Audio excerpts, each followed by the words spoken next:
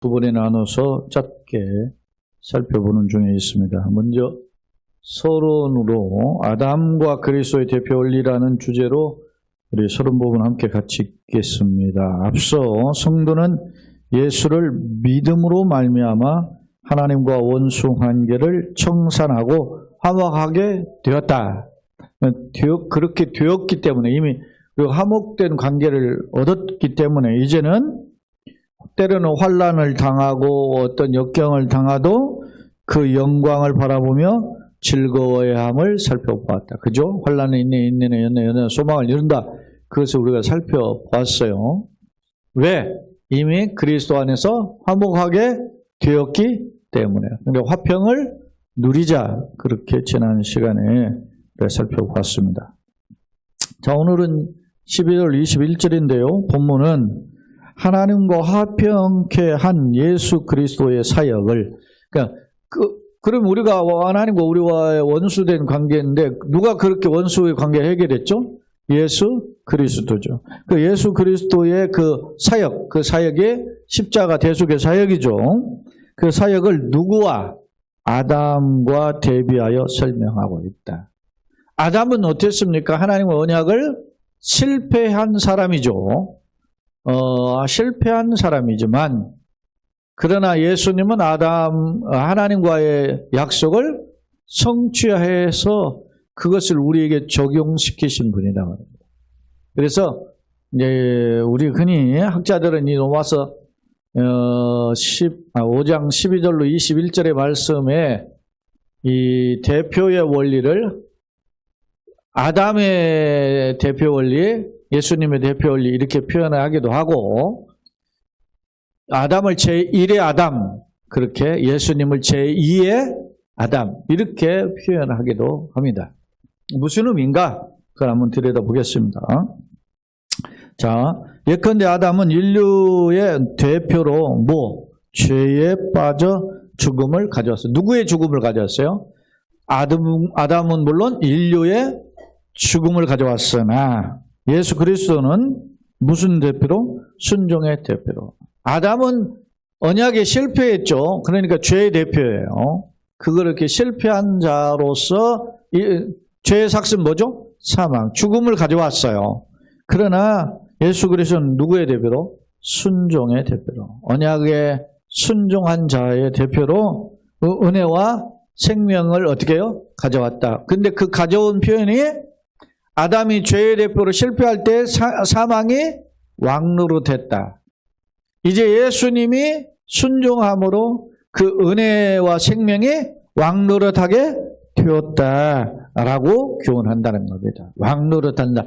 왕노릇은 우리가 지금도 왕은 없지만 왕이 있는 국가들 몇 있죠. 근데 그렇게 큰 의미가 없어요. 일본도 왕이 있고 영국도 왕이 있고 벨기에나 이런 나라 모나코 공국 이런 데가 왕국이죠. 태국도 왕 이렇게 있는데 왕 국가가 있지만 옛날에 절대군주의 왕의 그 개념하고는 좀 다르죠. 왕노릇이라는 것은 절대적인 권력, 힘을 가리켜요. 그렇게 하게 됐다.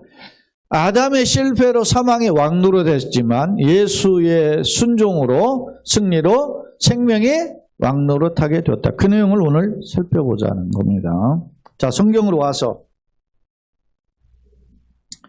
12절 그러므로 한 사람으로 말미암아 죄가 세상에 한 사람 누구죠? 여기에 아담이죠. 아담으로 말미암아 죄가 세상에 들어오고 왜 한 사람 때문에 죄? 우리 그런 말을 많이 하죠. 왜 아담이 죄를 지었는데 왜 우리가 죄를 뒤집어 써야 되냐? 억울하다 말이죠. 특히 현대는 개인주의적인 성향이 강한 시대에서의 개념으로 볼 때 억울하죠. 아담하고 나하고 전혀 상관도 없는데 왜 우리가 아담의 죄를 뒤집어 써야 되냐? 무슨 원리 때문에? 대표 원리다 말이에요. 아담은 무슨 하나님과의 관계에서 언약을 맺었어요. 하나님과 아담과 맺었죠. 그걸 흔히 우리는 무슨 언약이라고 하죠? 행위 언약이라고 합니다. 근데 그 행위 언약은 언약의 내용이 뭐예요? 행위 언약을 지킬 때 인류가 산다. 아담은 뿐만 아니라 아담의 후손이 산다는 거예요. 그러나 아담이 실패했기 때문에 아담과 아담의 후손이 죽게 된 거죠. 왜? 아담은 누구의 대표로? 인류의 대표로. 아담이라는 게 사람이란 뜻이잖아요. 아담 이름 뜻이 사람이에요. 사람의 대표로서 언약을 하나님과 생명을 맺는, 생명을 사는 언약을 맺었는데 그것을 실패했기 때문에 인류의 사망의 왕노를 하게 됐다. 다시 봅니다. 12절. 한 사람으로 말미암아 죄가 세상에 들어오고 그 죄로 말미암아 뭐가 왔어요? 사망이 왔다. 죄의 사망, 이렇게 공식이 이어져요. 이와 같이 모든 사람이 뭐를 지었어요? 죄를. 한 사람이 죄를 지었는데 왜 모든 사람이 죄를 지었다고 하는가? 그게 무슨 원리다? 대표 원리라는 거예요. 죄를 지었으므로 사망이 모든 사람에게 왕노릇하게 되었다. 그런 겁니다. 자, 그러면 한번 봅시다. 죄가 있다 없다라는 기준을 흔히 이스라엘은 뭘로 그걸 판별했죠? 율법으로. 근데 율법은 언제 주어졌죠? 모세의 출애굽 시절 모세 시내산에서 주어졌죠. 2년 차에. 출애굽 2년 차에 주어졌다고 합니다.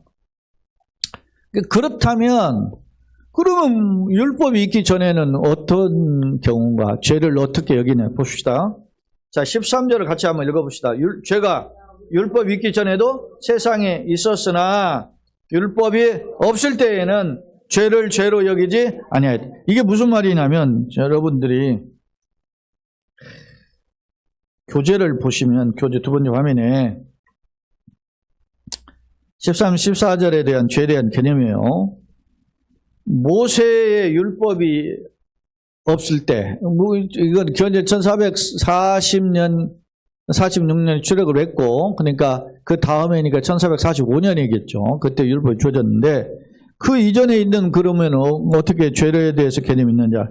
율법이 없을 때도 원시적이긴 하나, 뭐라고 했어요? 죄에 대해서 어떻게 생각했어요? 도덕법이 있었다. 양심법이라, 양심의 법. 그죠? 옛날에 모세 율법이 없어도 사람들이 다 양심에 의해서 이렇게 하면 된다, 안 된다, 이런 기준이 있었다라는 겁니다. 도덕법이 있었다. 이는 뭐냐? 율법 이전에도 같이 읽어보세요. 율법 이전에도 죄에 대한 뭐가 있어요? 정죄가 있어요. 너는 이런 건 잘못이야. 이걸 뭐라 그래요? 죄의 보편성에 대한 인식을 가지고 있었다는 겁니다. 응? 우리가 뭐 흔히 그런 말을 하잖아요. 교회를 안 다녀도 갑자기 막 천둥 번개치고 아이고 하나님 그런 식으로 하는 것이 뭐라고? 인간의 본성에 뭐요? 그 자각하는 죄의 본성을 자각하는 본성이 있다. 이렇게 보는 거 이걸 죄의 보편성이다. 이렇게 이야기해요. 그럼에도 자, 읽어봅시다. 죄로 여기지 않음은, 거기에 같이 읽어봐요. 그럼에도 죄로 여기지 않음은 죄가 하나님께 대한 뭐요? 반역인지를 몰랐다라는 그런 뜻이야, 이게. 자, 이게 13절 해석이 그렇다는 겁니다. 자, 다시 봐요. 13절 다시 읽어봐요. 이게 무슨 뜻인지를 사람들 오해하니까 제가 이걸 구체적으로 설명해요. 시작. 죄가 율법이 있기 전에도 세상에 있었으나 율법이 없을 때는 죄를 죄로 여기지 않았다. 죄로 여긴 것이 아니라 양심상 죄의 보편성을 알고 있는데 율법이 없을 때는 그것이 하나님께 대한 반역임을 뭐라고? 몰랐을 뿐이라는 거야. 죄라는 것은 양심상 다 알고 있는데도. 무슨 말인지 이해를 하죠? 네. 그거 설명하려고 제가 이 교재를 잠깐 본 겁니다. 자, 14절. 그러나 아담으로부터 모세까지 아담의 죄와 같은 죄를 짓지 아니한 자들. 자, 아담의 죄가 뭐죠? 행위 언약을 지키지 않은 거죠. 그런 자들이 우리들이 아닙니까? 그죠? 자, 아담으로부터 모세까지, 그러니까 율법이 있기 전까지 아담부터 모세 시절 율법이 있기 전까지에 살았던 사람들이 아담과 같이 행위 언약을 어기는 죄를 짓지 아니하는 자들까지도 뭐가? 사망이 왕노릇 하였나니. 왜냐? 아담은 오실 자의 뭐요? 모양이다. 사망이 왕노릇, 이게 대표 원리다. 그런 말입니다. 아담같이 똑같은 죄를 짓지 않았음에도 우리가 아담처럼 죽게 되는 까닭은 아담의 뭐라고? 대표 원리 때문에. 그렇죠. 그러나 자, 오실자의 모형이라 그랬잖아요. 그러니까 아담이 대표 원리처럼 하나님은 또 다른 대표를 세우셨다, 그런 뜻을 내표하고 있어요, 여기에. 자, 15절. 그러나 이 은사는 하나님이 베푸신 은혜를 가리켜요. 이 은사는 그 범죄와 같지 아니에요. 범죄는 뭐예요? 아담의 대표 원리를 가지고 하나님과 맺은 언약을 뭐예요? 파괴한 거죠. 파괴한 것 같지 아니하니 곧 한 사람이 범죄를 인하여 많은 사람이 죽었은즉 하나님의 은혜와 또한 한 사람 예수 그리스도의 은혜로 말미암은 선물은 많은 사람에게 넘쳤다. 이렇게 장황하게 쓰고 있지만, 왜냐하면 이게 구약의 어떤 문장, 당시 로마나 이스라엘이나 문장 수사법이 뭐냐면 대꾸법을 많이 썼어요. 대꾸는 그 문장의 형식을 나란히 해서 또 다른 표현으로 하는 거예요. 예를 들면 제가 지난번에도 이렇게 수요 예배 때도 이야기했네. 인생은 짧고 예술은 길다. 뭐 그렇게 표현하는 게 일종의 이게 대꾸법이라는. 인생을 짧다라는 것과 예술은 길다라는 것을 대조한 대조법이기도 하고, 그것을 같이 같은 반대 내용이지만 비슷한 문장을 배치시킴을 통해서 하는 대치시킨 거를 뭐라고 한다? 대꾸법이라 그래요. 그런 문장 배열법을 사용했어요, 지금. 누가? 바울이. 그러다 보니까 이게 좀 문장이 길어진 것 뿐인데 내용은 안 와요. 다시 말하면 아담의 실패로 말미암아 사망이 왔지만 이제는 하나님이 은혜를 주셨어요. 은사를 주셔서 이제 아담과 같은 실패를 통한 사망이 왕노릇한 게 아니고 오히려 은혜와 생명이 왕노릇하는 길을 열어주셨는, 그것이 바로 보다 은혜고 선물이다, 그런 뜻이에요. 자, 중반에 보면 하나님의 은혜와 또한 한 사람 예수 그리스도로 말미암는 선물은 많은 사람에게 어떻게 넘쳤다 그랬어요. 자, 그럼 이 선물이 뭐냐? 16절. 또 이 선물은 범죄한 한 사람과 말미암은 그 범죄한 한 사람이 누구죠? 아담의 죄로 말미암은 결과 사망이죠. 과 같이 아니하니 심판은 한 사람으로 말미암아 정죄에 이르렀다. 아담의 범죄로 인해서 심판에 이르렀죠. 그렇으나 은사는 많은 범죄로 말미암아 의롭다 하심에 이르렀다. 많은 사람이 죽었지만 이제 하나님 은사는 뭐요? 한 사람으로 인해서 의롭다는 칭의 거룩함에 이르는 길을 열어 주셨다라고 하는 거예요. 그것이 뭐라고? 은사고, 그것이 뭐라고요? 선물이라. 이렇게 성경은 소개해요. 자, 17절 같이 읽어봅시다. 한 사람의 범죄로 말미암아 사망이 그 한 사람을 통하여 왕노릇하였은즉, 여기는 누구를 이야기해요? 아담의 범죄로 인해서 사망이 왕노릇 온 세상에 가득 차게 됐죠. 됐은즉 이제 더욱 은혜와 의의 선물. 은혜와 의의 선물은 같은 뜻인데 반복한 거죠. 그러니까 반복이니까 뭐예요? 강조죠.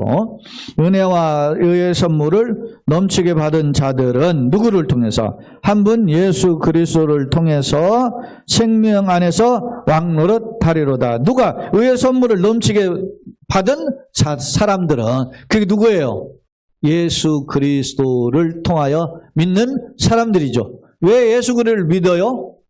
그게 사는 길임을 하나님이 약속했기 때문에 그 하나님 약속을 믿는 거야. 여러분, 내가 예수 주는 그리스도시요 살아계신 하나님 아들입니다. 나를 위해 십자가에 몸짓고 부활하시고 믿습니다. 이건 뭘 하는 거예요? 뭘 믿는 거예요 지금? 그걸 믿는 자에게 생명을 주시겠다고 하나님의 약속을 믿는 거란 말입니다. 예? 무슨 말 이해가죠? 단순히 그냥 예수를 나는 예수 믿으니까 구원받는다가 아니고, 하나님은 인류의 죄를 대신 지고 예수를 통해서 죽게 하셨고, 그랬으니 그를 믿는 자마다 멸망치 않고 영생을 얻게 하는 길을 열어 주셔서, 이게 하나님의 은혜의 약속이에요. 그게 은혜 언약이라 하다. 소위 카버넌트 테올로기라고 하는 언약신학을 하는 사람들은 그것이 은혜 언약이란 말이에요. 그걸 믿는 자마다 멸망치 않고 영생을 얻게 하려 하심이라. 그게 그래서 이제는 예수 그리스도를 통해서 우리가 뭘 안에서? 생명 안에서 왕래. 자, 예수님 말씀하신 요한복음 10장에서 도적이 오는 것은 도적질하고 죽이고 멸망시키려는 것이요. 인자가 오는 것은 양으로 생명을 얻고 더 풍성히 얻게 하려 함이다. 요한복음 10장 10절이에요. 인자는 누구예요? 예수님이죠. 예수님은 양은 인류를 가리켜요. 더 풍성히 얻게 하는 길을 열기 위해서 오셨어요. 자, 그런 18절 이제 우리가 어떻게 해야 되느냐? 한 범죄로 많은 사람이 정죄에 이른 것 같이 한 의로운 행위가 뭐예요? 십자가의 대속이죠. 앞서 우리가 1절로 11절에서 그런 이야기 했잖아요. 기억나는 거 저를 한번 잠깐 보세요. 바울이 뭐라 그랬냐면 우리 중에 선인을 위하여 의인을 위하여 죽는 자가 있지요. 그죠? 그러죠? 그래서 제가 지난 시간에 예를 들었어요. 강제구소력이 폭탄 떨어졌는데 수류탄 떨어진 그 위에 덮어서 자기가 전사했잖아요. 일종의 훈련하다가 죽었지만 그런 국가 유공자가 된 거죠. 자, 그런데 누구를 위해서? 보통은 선인을 위해서 이렇게 죽는다. 혹 있단 말입니다. 대신 내가 죽겠습니다. 나를 매달으시오. 이렇게 해서 죽는 경우가 있어요. 누구를 위해서? 의인을 위해서. 그런데 죄인을 위해서 죽는 자가 있어요? 없어요? 없지요. 근데 예수님은 누구를 위해서? 죄인을 위해서 죽었다는 거예요. 자, 다시 한번 그걸 기억하고, 자, 18절. 그러니 한 범죄로 많은 사람 정죄에 이른 것 같이 한 의로운 행위 십자가에 매달리신 예수님의 행위로 말하면 많은 사람이 뭘 되세요? 의롭다 하심을 받아 생명에 이르게 되었다. 영생을 받게 되었다. 그러죠? 자, 한 사람이 순종하지 아니함으로 계속 나와요. 지금 대표 원리로 많은 사람이 죄인 된 것 같이 한 사람이 순종하심으로 많은 사람이 의인이 되었다. 죄인, 의인, 사망, 영생 이렇게 계속 분류되죠. 그렇게 되죠. 자, 20절 다 같이 율법이 들어온 것은 범죄를 더하게 하려 하면 이게 무슨 뜻이냐면 말을 좀 어렵게 번역을 했을 당시에 2000년 전에 그 언어의 표현으로 하니까 어려운 거지. 이 말은 뭐냐면 율법이 들어온 것은 범죄를 더하게 하려고 한 게 아니라 범죄가 무엇인지를 깨닫게 하기 위함이라는 뜻입니다. 율법을 통해서가 알잖아요. 여러분 교통법이 있으니까 교통 질서가 뭔가를 알게 되잖아요. 그죠? 그런 것처럼 율법을 주신 목적에 대한 교훈이에요. 이게 20절 율법이 들어온 것은 범죄를 더하게 하려 합니다. 그러나 죄가 더한 곳에 뭐요? 은혜가 더한. 그런데 죄가 가득한 곳에 하나님이 은혜를 더하게 하려고 누구? 아들을 보내주신 거죠. 이는 죄가 사망 안에 왕노를 한 것 같이 은혜도 또한 의로 말미암아 왕노릇하여 같이 읽습니다. 우리 주 예수 그리스도로 말미암아 영생에 이르게 하려 함이라. 그렇습니다. 자, 20절 21절은 이런 하나님의 은혜의 풍성함을 강조하기 위해서 또다시 예수님의 대표 원리를 거듭 강조하고 있습니다. 자, 교재로 들어와서 두 번째 화면입니다. 단락을 크게 제가 12절, 21절을 세 부분했어요. 먼저 12절, 24절 주와 사망이 세상을 지배하게 된 배경을 아담의 범죄성이다. 그것을 흔히 대표성이다. 그래서 행위 언약의 실패를 대표성이다. 자, 사망에 대한 해석을 학자들이 세 가지로 해석하는데 여러분이 어떤 뜻인가 보세요. 세 가지 해석이에요. 자, 첫째, 사망. 자, 12절 보면 그리고 한 사람으로 말미암아 죄가 세상에 들어오고 한 사람으로 말미암아 뭐가 왔다 그랬어요? 사망이 왔다 그랬죠. 이 사망이 무슨 뜻인가에 대한 해석이 학자들의 세 가지 해석이 있는 첫째, 육체적 죽음을 가리킨다. 두 번째, 하나님과의 관계 단절을 의미한다. 세 번째, 영원한 죽음을 가리킨다. 여러분 무엇 같아요? 1번 기억, 니은, 디귿 중에 1, 2, 3번 중에 뭡니까? 1번은 아닌 것 같죠. 단지 불신자들이나 육체적 죽음만을 인정하는 사람은 1번을 이야기해요. 그런데 뭣도 하나님과의 관계 단절도 사망이에요. 그죠? 하나님과 멀어지는 것도 사망이고 오늘 여기서 말하는 것은 영원한 죽음을 가리키는 의미가 더 많아요. 그러니까 2번과 3번이기도 한데 그 중에 3번의 의미가 더 강하다. 사망이 왕노로 됐다. 그런 말은 그런 겁니다. 영원한 죽음으로 가는 거예요. 단순히 육체적 죽음만 가리키는 것이 아니라는 거 알 수 있죠. 13, 14절 모세율법이 없을 때에도 원시적이긴 하나 도덕법이 있었다. 이는 율법 이전에도 죄에 대한 정죄가 있었다. 죄의 보편성. 그럼에도 죄로 여기지 않은 것은 죄가 하나님께 대한 반역임을 몰랐다. 그런 의미다. 자, 사망이 왕노로 했다. 죄 세력이 이제 강력해져서 결국 멸망의 그늘 아래 있다. 그런 뜻입니다. 15절 17절 아담의 범죄와 달리 이제는 누구? 예수 그리스도의 죽음은 하나님의 은혜와 선물이 넘침의 대표 원리다. 그런 뜻입니다. 선물이라고도 표했고 은혜라고도 표현했죠. 선물이 도레마라는 헬라는 값없이 주신다. 그런 의미를 가지고 있어요. 넘쳤느니라 에페레슈센이라고 하는 헬라어는 물이 뚝에서 넘치는 거, 그냥 뭐 흘러 넘치는 거, 막 풍성한 걸 의미해요. 이거는 하나님의 은혜가 죄 심판보다 더 풍성하다. 그런 것을 강조한 역설이에요. 그 다음에 이제 18절 맞으면 21절 불순종에 대한 범죄의 결과 사망이죠. 그리고 순종에 대한 은혜의 결과는 영생을 서로 대조대꾸하고 있어요.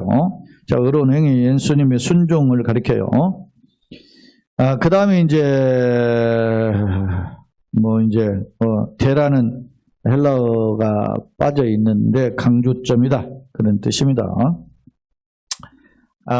그 다음에 이제 들어온 바라이셀덴이라고는 따로 끼어들다. 그러니까 율법이 가세하여 죄에 동참했다. 뭐 그런 의미를 가지고 있다. 그런 겁니다. 자, 세 번째 화면입니다. 요 내용을 정리한 거예요. 자, 첫째, 아담과 그리스도 대표 올린데, 자, 아담의 타락 뭐냐? 최초의 인간인 아담은 인류의 뭐죠? 대표자이며, 그의 불순종과 범죄로 모든 인류가 뭐가 됐어요? 죄의 종이 돼요. 죄의 삭선, 그러니까 사망이니까. 그러니 결국 죄의 종이 되고, 아담의 범죄의 결과가 심각성에 미치게 되었죠. 심각하게 모든 인류에게 미쳤으니까 이 심각성을 보여주죠. 즉 아담은 땅에서 난 자로 육체적 인간이며 결국 하나님의 준화한 형벌을 받는 대상이 되었고 그 혈통에 의한 모든 인류는 사망이 왕노릇하게 되었다. 그런 뜻입니다. 반대로 이제 예수님입니다. 예수님과 예수님을 통한 새로운 시대. 순종한 자인 모델이 예수님이죠. 생명과 은혜를 가져오는데 즉 하늘에서 난 자이며 사람이자 하나님이시죠. 즉 예수는 사망에서 해방시키며 생명을 주시는 하나님입니다. 아담 안에 사망이 왕노릇했지만 이제는 예수 안에서 생명이 왕노릇하게 되었다. 그런 것입니다. 자, 율법 그러면 죄, 은혜는 어떤 의미냐? 율법과 죄의 관계 번째, 그리고 죄와 은혜의 관계를 서로 대조하는데 즉 인류는 율법과 상관없이 아담의 죄 아래서 죽는다. 그죠? 율법 이전에 이미 아담 안에서 인류는 뭐요? 죽었다. 그럼 율법은 뭐냐? 그것을 확인해 주는 작업이다. 인류가 죄인이라는 걸 확인해 주는 작업이다. 율법이 있기 전에도 죄가 왕노릇해서 사망이 왕노릇하게 되었다. 그런 뜻입니다. 자, 아담의 죄 아래서 죽으며 반대로 그리스도 예수님의 은혜, 십자가 은혜죠. 안에서 영생을 누리게 되었다. 교우님 바울이 이제 설명하는 강조점 여러분 읽어봅시다. 자, 시작. 바울은 아담과 예수의 비교 대조를 통해서 이게 이제 대표 원리를 통해서 아담은 장차 오실 자의 모형으로 묘사했죠. 이걸 흔히 신학적으로 유형문제 해석이라 그렇게 표현해요. 자, 구약의 예표와 신약의 성취. 구약의 예표. 아담은 오실 자의 모형이다. 예표라는 거죠. 그 다음에 신약의 성취. 예수님이 오셔서 그 아담의 실패를 이제는 해결해 주셨죠. 그건 신약의 성취예요. 즉, 읽어봅시다. 원죄설. 아담이 대표 원리로 인류가 사망에 이르게 되었다라는 죄의 주장이 무슨 설이죠? 원죄설이잖아요. 원죄설. 원죄설은 바울의 낡은 인식과 독설이 아니라 바울이 만들어낸 어떤 그런 게 아니라 논리가 아니라 변명할 수 없는 죄 불변의 진리다. 죄의 삭선 사망에 된 그것은 성경의 진리예요. 단지 바울이 만들어낸 논리가 아니라 말입니다. 참고 예수님은 모세 시절에 광야에서 뭘 먹었죠? 만나를 먹었죠. 이제는 뭘 먹어야 돼요? 인자를 먹어야 된다. 그걸 먹고도 죽었지만 인자를 먹으면 영원히 살리라. 그러죠. 그러니까 이스라엘 사람들이 어찌 제사를 주어 우리에게 먹게 하겠느냐. 그렇게 해가지고 오해를 했죠. 그런데 예수님이 나를 먹어야 산다. 그러니까 어렵도다 하고 다 떠났죠. 그때 예수님이 너희도 가려느냐 할 때 베드로가 영생의 말씀이 주께 있으면 우리가 네게로 가오리니까 그런 대답을 했죠. 기억나죠? 그 다음에 예수님은 어린 양과 같으죠. 세례요한이 세상죄를 지고 하나님 어린 양이다 이렇게 표현을 했는데 이 어린 양은 누구를 가리켜요? 예수님을 가리킨다. 예수님이 왜 세상 죄를 지신 어린 양이 되셨기 때문에 그랬습니다. 결론입니다. 그리스 예수님이 오시기 전에 인류의 삶은 아담의 실패, 대표 원리의 실패죠. 죄가 사망 안에서 왕노릇하게 되었기에 정죄와 심판을 받아 죽음에 이르게 되었다. 행위 언약이 실패에 따른 사망이죠. 두 번, 하지만 예수 그리스도로 말미암은 새 시대는 하나님 풍성한 은혜로 생명이 왕노릇하는 시대이다. 예를 들면 유대인과 이방인 구별 없이 모두 믿음으로 의롭다함을 얻어 하나님 나라의 유업을 상속하게 된다. 이걸 가리켜 우리는 무슨 언약이라고 하죠? 행위 언약이 아니라 은혜 언약이다.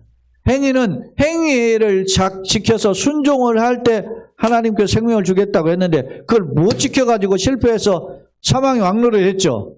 그런데 이제는 그런 행위와 상관없이 하나님의 일방적인 베푸시는 은혜, 그게 뭐예요? 예수 그리스도로 우리의 죄를 그냥 죄값을 지불하게끔 십자가 매달렸고 그리고 살리심을 통해서 누구든지 저를 믿는 자마다 죄값이 없죠.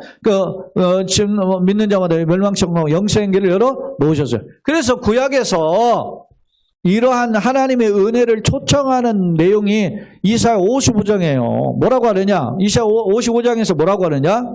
자, 목마른 자들아 다 내게로 오라. 너희는 와서 돈 없이 값 없이 와서 포도주와 젖을 사라. 못 없이 돈 없이 값 없이 와서 예수 믿는 게 돈 드는 게 아니라 말입니다. 예수 그리스도를 믿는 그런 영생 그래요. 때문에 자, 새 시대의 중심은 누구다? 오직 예수죠. 예수 그리스도. 예수님은 길이요 진리요 생명이죠. 그렇다면 나는 구원받았는다. 구원받은 근거가 뭡니까? 내가 예수를 믿은 것. 그래서 은혜 언약 아래서 우리가 구원을 받죠. 그랬어요. 그렇다면 예수와 어떤 관계야? 우리 낮에도 너희 안에 예수께서 있는가? 예수님은 약한 자이지만은 주님이 하나님의 능력으로 부활하셔서 강한 자가 되셨다 그랬죠. 우리가 세상의 조건은 약한 자지만 하나님의 능력으로 세우면 우리가 강한 자다. 그러니까 우리가 어디 안에 있어야 된다? 예수 안에 있어야 된다. 그래서 너희 안에 예수가 있는지 시험하고 확정하라 그러는 거 아닙니까? 그런 거죠. 자, 우리는 혹시 신앙 경력을 자랑한 껍질 신앙, 난 교회 얼마 다녔다, 난 몇 대째 신앙생활했다, 이런 껍질이 아니라 내가 예수를 믿느냐가 중요한 거예요. 응? 교회 시대는 예수께서 사탄의 시대의 종말을 선언하셨어. 지난 주중에도 우리 러시아의 선교사님 와가지고 제가 이렇게 우리 PPT 한 내용들을 다 해서 그 자료를 줬어요. 제가 그냥 가서 러시아에서 또 신학 교수거든요. 러시아 신학교. 그리고 또 베트남 신학 교수인 베트남 이보영 선교사도 제가 줬어요. 그 신학교도 같이 가르치라 PPT 자료를 제가 만드는 거. 그러니까 저한테 물어보더라. 종말론은 어떻게 정리했냐고. 무슨 천년왕국서를 뭘로 정리했냐고 나한테 물어보더니 무천년으로 정리했다. 내가 그렇게 했더니 알았다고 하고 갔는데, 무천년설을 주장하는 학자들의 견해를 보면 지금 예수님이 초림과 예수님의 재림의 기간, 우리가 지금 그 기간에 살고 있죠.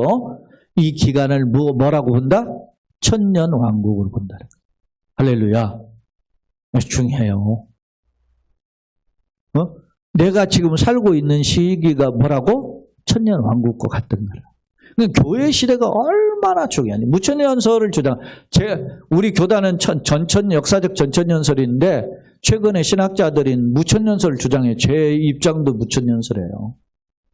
그러니까 내가 지금 살고 있는 시대, 교회 시대가 천년왕국과 같은 시대라. 어마어마한 주장이에요, 그게. 그러니까 내가 이 땅에서 누리는 부활을 가져야 된다. 지난 시간에도 얘기했잖아요. 우리가 그리스도 예수 안에서 5장 1절에 뭐라고 해서 화목해 되어 화평을 누리자 그러잖아요. 이 땅에서도 누리는 부활. 매우 중요한 표현이지.